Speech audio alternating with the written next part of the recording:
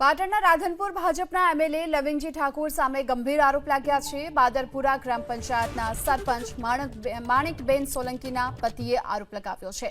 Lavingji Thakor સરપંચોની grant ન આપતા હોવાનો આરોપ છે। લવિંગજી પોતાના અંગત હોય તેવા સરપંચોને જ ગ્રાન્ટ આપે છે, આ આરોપ તેમણે લગાવ્યો છે।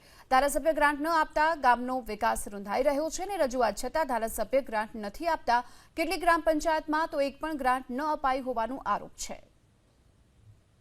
મારી વાઇફ સરપંચ છે અને રાધનપુર તાલુકા પંચાયતના એસોસિએશન પ્રમુખ છે સરપંચોના અત્યારે, અને દરેક સરપંચો અમને રજૂઆત કરે છે કે રાધનપુરના એમએલએ લવિંગજી સાહેબ કોઈ ગ્રાન્ટ આપતા નથી અને ગામડામાં અત્યારે ખાસ વિકાસની જરૂર છે।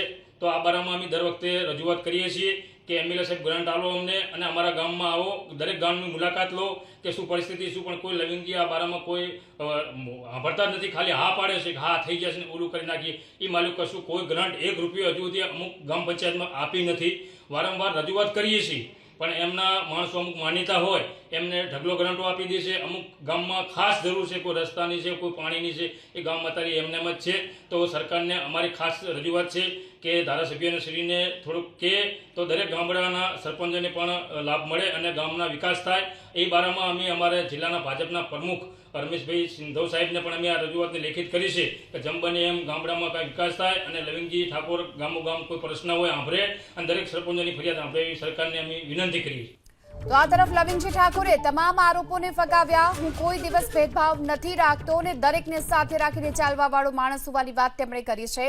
આ મારો કોઈ અંગત નથી, મારા માટે તમામ એક સમાન હોવાની વાત પણ તેમણે કરી છે। એમને કદાચ એમ લાગ્યું છે, બાકી મારા વિસ્તારમાં 16 રાધનપુરમાં 200 ગામ છે, નગરપાલિકા છે, અને જે મારી રીતે હું કોઈ દી ભેદભાવ રાખતો નથી, દરેકને સાથે રાખીને ચાલવાવાળો માણસ છું અને એમને નહીં મળી હોય તો હવે પણ આપશું। બાકી તો હવે મને 2 વર્ષ થયા છે, 2-2.5 વર્ષ, તો જેમ જેમ સમય જાય એમ એમ આપતા રહીશું અને બધાને ન્યાય મળે એવું કરતા રહીશું।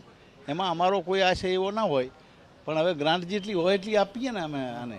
બાકી તો વિકાસના કામો છે તાલુકાના, જિલ્લાના, બધાના, એ રીતે સરપંચોને અમે આપતા જ હોઈએ છીએ।